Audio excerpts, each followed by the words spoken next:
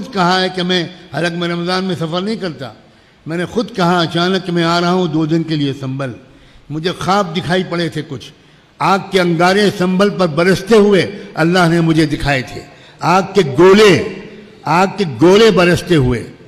السلام علیکم ورحمۃ اللہ وبرکاتہ. میں محمد امتیاز پلامبی. معزز ناظرین، سنبھل جامع مسجد کے دوبارہ سروے کے نام پر جو غنڈہ گردی ہوئی ہے، کچھ مسلم نوجوانوں کی شہادتیں بھی ہوئی ہیں جو کہ بہت ہی افسوسناک ہیں. اللہ پاک ان مرحومین کی بال بال مغفرت فرمائے، گھر والوں کو صبر جمیل عطا فرمائے. دوستو، سنبھل جامع مسجد کا سروے ایک مرتبہ ہو چکا. اس سروے میں مندر کی کوئی بھی پہچان، کوئی بھی علامت نہیں ملی. جب نہیں ملی تو دوبارہ سروے کرایا جا رہا ہے تاکہ کسی نہ کسی طریقے سے کوئی بہانہ بنا کر کے یہ ثابت کر دیا جائے کہ یہ مندر ہے. ابھی ہم ٹویٹر پر پڑھ رہے تھے، ایکس پر، تو کچھ دنگائی ایسے کمنٹ کر رہے ہیں کہ آپ ان کمنٹ کو پڑھ کر کے حیران ہو جائیں گے. ان لوگوں نے ٹھان لیا ہے کہ یہ مسجد مندر کے نام پر لے کر کے رہیں گے. اگر ہم ایسے کمنٹ کر دیں، ہمارے کمنٹ پر ریئیکشن ہو جاتا ہے، ڈیلیٹ کر دیا جاتا ہے یا گرفتاری ہو جاتی ہے. لیکن اس طرح بھڑکاؤ بیان لکھنے کے باوجود کسی طرح کی کوئی کارروائی نہیں ہو رہی ہے. سنبھل کی جامع مسجد کا دوبارہ سروے کے نام پر دنگا ہوا. پولیس فائرنگ کی وجہ سے 2-3 مسلمان شہید ہو گئے اور وہاں کا جو ماحول خراب ہوا بہت ہی افسوسناک ہے. اللہ پاک وہاں کے حالات کو درست فرمائے. حالانکہ سنبھل مسلم اکثریتی علاقہ ہے. یہاں کے دنگے کے بارے میں، یہاں پر جو قتل و قتال یا خون بہنے والا ہے، اس سلسلے میں حضرت مولانا سجاد نعمانی صاحب دامت برکاتہم العالیہ کا ایک ویڈیو سوشل میڈیا پر گردش کر رہا ہے. بتایا جا رہا ہے کہ یہ ویڈیو گزشتہ رمضان یعنی 7-8 مہینے پہلے کا ہے.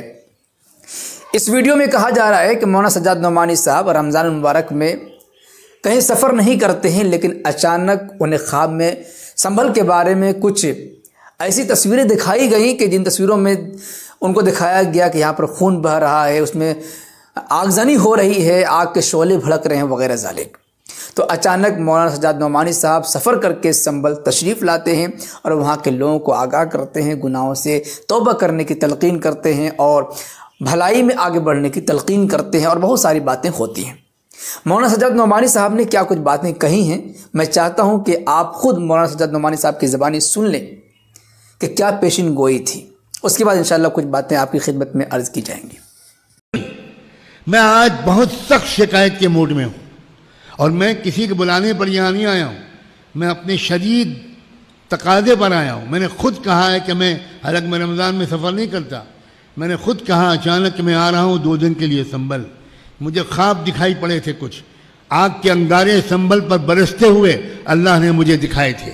آگ کے گولے برستے ہوئے، اور بڑے بڑے عمامے والوں کو جلتا ہوا دیکھا تھا، کرتے پجامے والوں کو جلتا ہوا دیکھا تھا. آپ کے ہاں کی لڑکیاں کس قدر بدکاری کی طرف بڑھ رہی ہیں، میں اپنے آپ کو روک نہیں پا رہا ہوں اس وقت. تب اس کے بعد میں نے کہا کہ بھائی میں کیا کر سکتا ہوں. میں تو خود اتنا گنہگار ہوں کہ شاید سب سے زیادہ گنہگار میں ہوں، مگر میں کروں کیا؟ یہی کر سکتا ہوں کہ جو 2 لفظ پڑھے میں جا کر لوگوں کو جھنجھوڑوں، لوگوں سے جا کر بات کروں. آج میں لطیفے سنانے کے موڈ میں نہیں ہوں. آج میں شعر و شاعری کے موڈ میں نہیں ہوں. شعر و شاعری مجھے آتی بھی نہیں. آج میں کہنے جا رہا ہوں کہ کیا آپ ہمیشہ زندہ رہیں گے؟ مرنا نہیں ہے کبھی. ملک الموت کا سامنا نہیں کرنا ہے، قبر میں نہیں اترنا ہے، رب کے سوالوں کا جواب نہیں دینا ہے. من ربک وما دینک وماذا تقول فی ھذا الرجل. کیا ہو گیا؟ میں بتانا چاہتا ہوں شمالی ہندوستان کی حالت جنوبی ہندوستان سے بہت زیادہ خراب ہوتی جا رہی ہے. آپ کے اندر غرور آ گیا. ارے ہمارے علاقے میں بڑے بڑے علماء گزرے ہیں.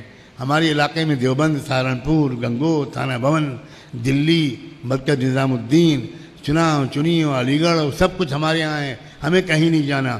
یاد رکھیں اسی غرور نے انبیاء کی اولاد کو بندر اور سور بنایا تھا. انبیاء کی اولاد تھے وہ. آپ نبیوں کی اولاد نہیں ہیں. ہوں گے آپ کسی ترم خاں کی اولاد. جانا پڑے گا، سر کے بل جانا پڑے گا، عاجزانہ جانا پڑے گا، محتاجی اور فقیری کے ساتھ جانا پڑے گا. میں جنوبی مجھے اللہ نے اچانک ایسی جگہ پہنچا دیا جو جنوب ہندوستان اور شمالی ہندوستان کا سنگم ہے. کوئی ٹرین انڈیا میں ایسی نہیں ہے کلیان سے گزرتی نہ ہو. مجھے اچانک اللہ نے وہاں جا کے بٹھا دیا. وہ عجیب و غریب دستور ہے، میں اس جگہ کو جانتا بھی نہیں تھا. میں دیکھ رہا ہوں جنوبی ہندوستان میں، مہاراشٹر میں، گجرات میں، آندھرا پردیش میں، تلنگانہ میں، کرناٹکا میں، کیرلا میں، لکشدیپ میں، جہاں کے لوگ ہماری زبان بھی نہیں جانتے، وہاں اپنی اصلاح کرانے کا، اپنی تربیت کا ایک ذوق و معزز ناظرین، آپ نے مولانا سجاد نعمانی صاحب کی زبانی خود سن لیا کہ کیا باتیں انہوں نے کہی تھی.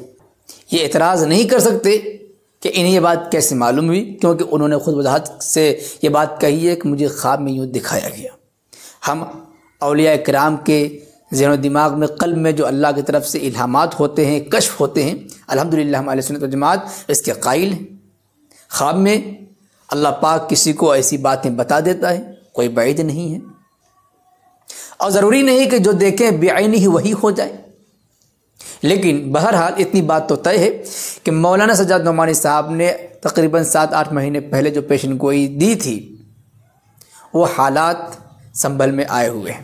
اس سے ایک پیغام ملتا ہے کہ اگر ہم کسی ایسے علاقے میں ہیں جہاں مسلم اکثریتی علاقہ ہے، تو آپ یہ نہ سمجھیں کہ ہم تو بالکل محفوظ ہیں، جو چاہیں کریں، عیاشی کریں.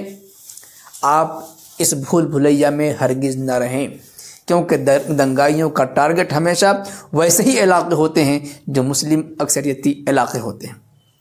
اس لیے اگر آپ مسلم اکثریتی علاقے میں رہتے ہیں تو اللہ کا شکر ادا کریں، اللہ کی نعمت کی قدر کریں، اللہ کی عبادت میں اپنا وقت گزاریں، عیاشی میں بالکل نہ پڑیں.